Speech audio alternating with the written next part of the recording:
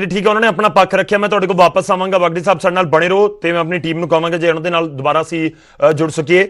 ਮੈਂ ਬਾਲੀ ਸਾਹਿਬ ਦਾ ਇੱਕ ਵਾਰ ਫਿਰ ਤੋਂ ਰੁਕ ਕਰਾਂਗਾ। ਪੁਨੀਤ ਬਾਲੀ ਜੀ ਸਾਡੇ ਨਾਲ ਲਗਾਤਾਰ ਨੇ।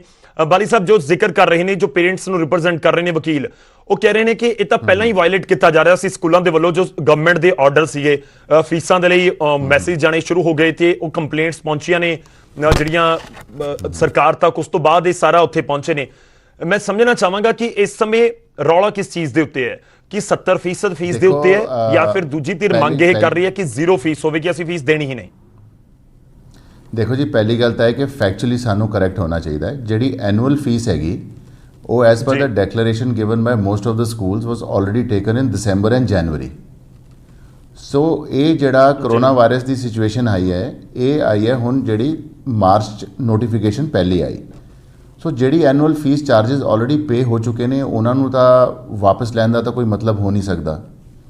दूजी गल है कि देखो काफ़ी सारे पेरेंट्स ने काफ़ी कोऑपरेशन करके, because online classes are going, they have paid the fee और lot of parents have paid the fee. और हर इंडिविजुअल स्कूल ने जिथे भी कोई इंडिविजुअल पेरेंट ने कोई मंग की कि उन्होंने कोई फाइनैशियल प्रॉब्लम है, साड़ी स्टैंडिंग इंस्ट्रक्शंस हैगियां ने सारे स्कूल्स तो कि individually they will look in to every case. अगर कोई फाइनैशियल हार्डशिप होएगी दे विल डेफिनेटली रिलेंट। जिथे तक मीटिंग्स की गल हुई, because see it's a issue of social justice, it's a issue of creating a balance. जिहड़ी साडी मीटिंग्स हुई आपां दो पक्ष रखे सीगे कि बई या तो आपां 50% सैलरी दे देंदे और 50% फीस ले लेंदे हैं।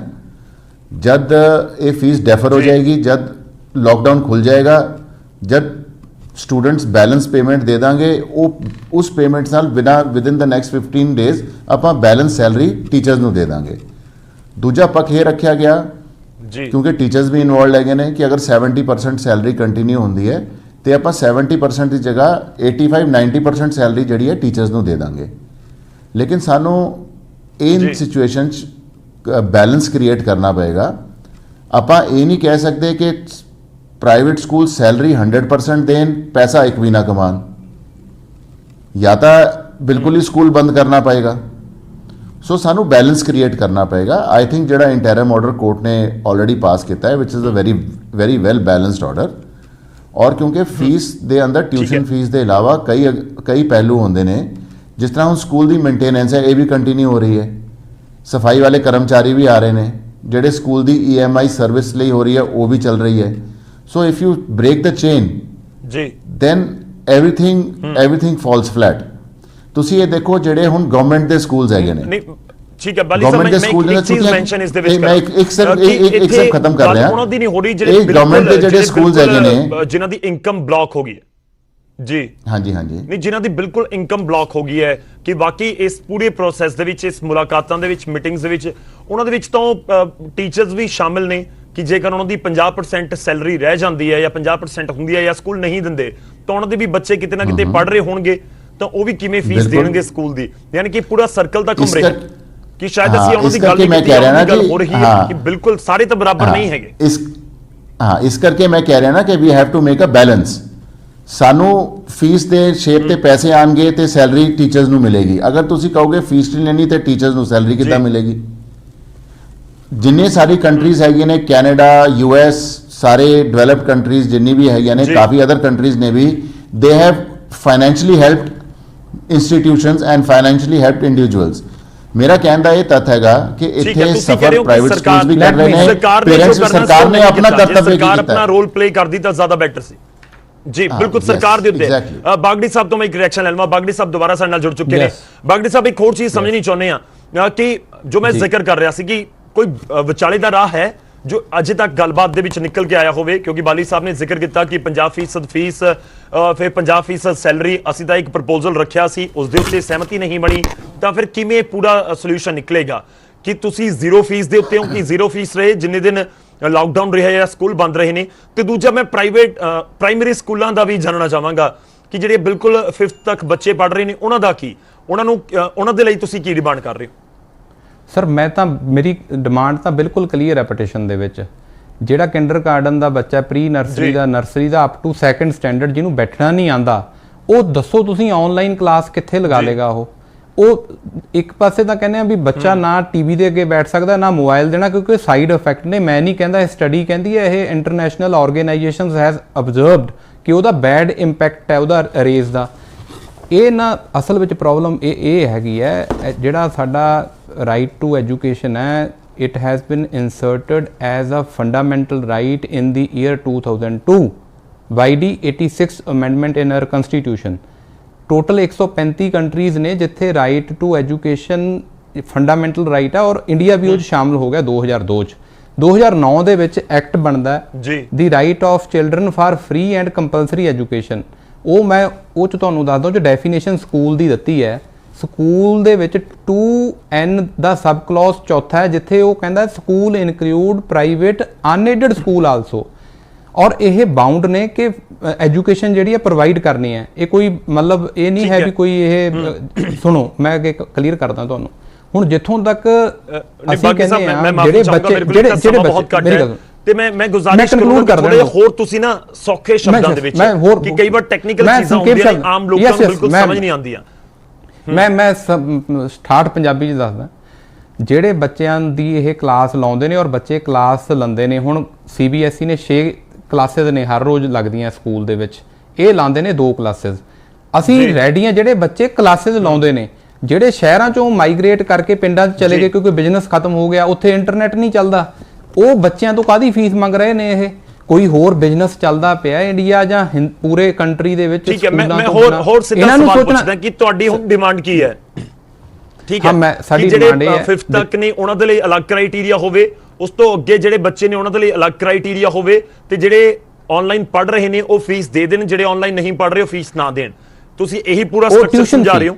ਯੈਸ, ਮੈਂ ਉਹੀ ਸਮਝਾ ਰਿਹਾ। ਦੇਖੋ ਹੁਣ ਤੁਸੀਂ ਪੂਰੇ ਸਕੂਲ ਦੀ ਬਿਲਡਿੰਗ, ਹਾਂ ਸਕੂਲ ਦੀ ਇਹਨਾਂ ਨੇ ਫੀਸ ਨੂੰ ਵੀ ਬਹੁਤ ਟੈਕਨੀਕਲ ਕਰਤਾ, ਐਨੂਅਲ ਚਾਰजेस, ਡਿਵੈਲਪਮੈਂਟ ਚਾਰजेस, ਪੂਰੇ ਸਕੂਲ ਬੰਦ ਪਏ ਨੇ, AC ਪੱਖਾ ਕੁਝ ਵੀ ਨਹੀਂ ਚੱਲਦਾ ਪਿਆ, ਬੱਚੇ ਆਪਣੇ ਘਰ ਨੇ।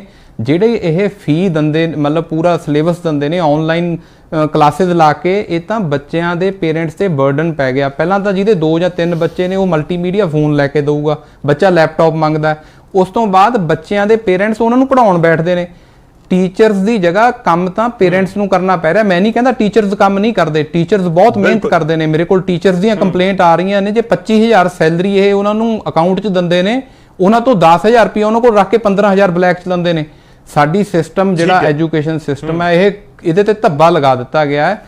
ਇੱਕ ਹੋਰ ਇਹਨਾਂ ਕੋਲੇ unaided educational institution development fund. ਬਾਲੀ ਸਾਹਿਬ, ਮੈਂ ਇੱਕ ਜੀ ਮੇਰੇ ਕੋਲ ਸਮਾਂ ਖਤਮ ਹੋ ਚੱਲਿਆ, ਮੈਂ ਮਾਫੀ ਚਾਹੂੰਗਾ। ਬਾਲੀ ਸਾਹਿਬ, ਮੈਂ ਇੱਕ ਫਾਈਨਲ ਕਮੈਂਟ ਤੁਹਾਡਾ ਚਾਹੂੰਗਾ, ਕਿਉਂਕਿ ਬਹੁਤ ਟੈਕਨੀਕਲ ਚੀਜ਼ਾਂ ਜਿਹੜੀਆਂ ਬਾਗੜੀ ਸਾਹਿਬ ਕਹਿ ਰਹੇ ਨੇ ਉਹ ਵੀ ਮਤਲਬ ਬੜੀਆਂ ਸੋਲਿਡ ਲੱਗ ਰਹੀਆਂ ਨੇ। ਕਿ ਇਸ ਸਮੇਂ ਤੁਸੀਂ ਦੇਖੋ ਬੱਚਿਆਂ ਦੇ ਕੋਲ ਕਈਆਂ ਕੋਲ ਮੋਬਾਈਲ ਨਹੀਂ ਹੋਣਗੇ, ਉਹ ਇੱਕ ਅਲੱਗ ਇਸ਼ੂ ਕ੍ਰੀਏਟ ਹੋ ਗਿਆ।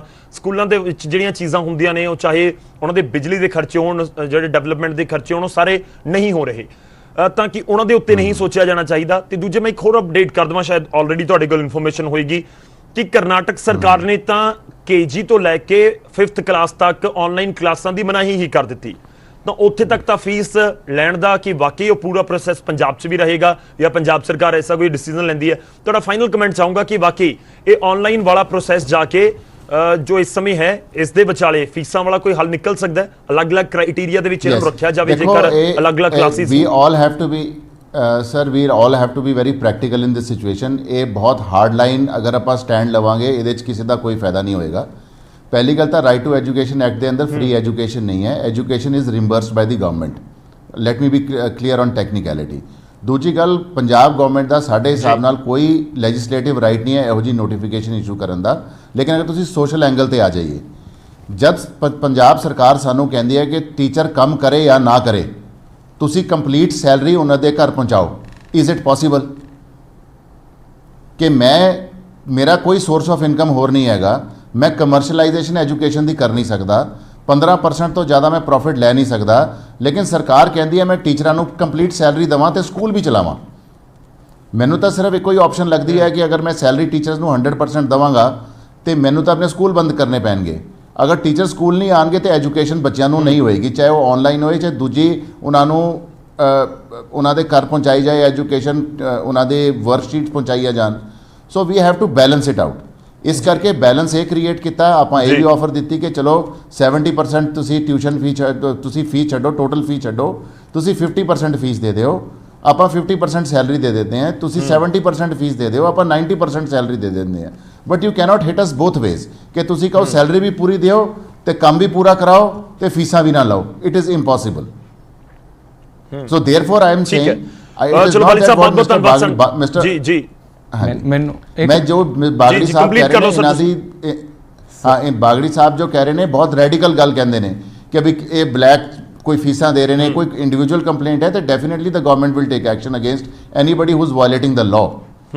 ਬਿਲਕੁਲ। ਔਰ ਸਾਡੀ ਕਲੀਅਰ ਇੰਸਟਰਕਸ਼ਨਸ ਹੈਗੀਆਂ ਨੇ, ਕੋਈ ਆ ਕੇ ਪੇਰੈਂਟ ਦਿਖਾਏਗਾ ਕਿ ਮੈਨੂੰ ਇਹ ਫਾਈਨੈਂਸ਼ੀਅਲ ਪ੍ਰੋਬਲਮ ਹੋ ਗਈ, ਮੇਰੀ ਨੌਕਰੀ ਚਲੀ ਗਈ। ਕਿਸੇ ਸਕੂਲ ਨੇ ਕਿਸੇ ਬੱਚੇ ਨੂੰ ਇਹ ਨਹੀਂ ਕਿਹਾ ਕਿ ਵੀ ਤੂੰ ਸਕੂਲ ਦੀ ਫੀਸ ਲੇਟ ਦੇ ਦੇਗਾ ਤੇ ਜਾਂ ਤੇਰੀ ਐਡਮਿਸ਼ਨ ਕੈਂਸਲ ਹੋ ਜਾਏਗੀ।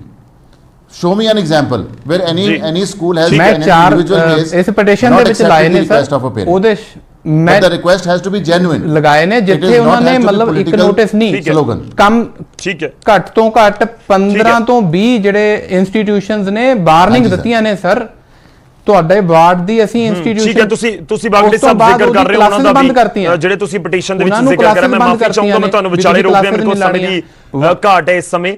ਸ਼ੁਕਰੀਆ।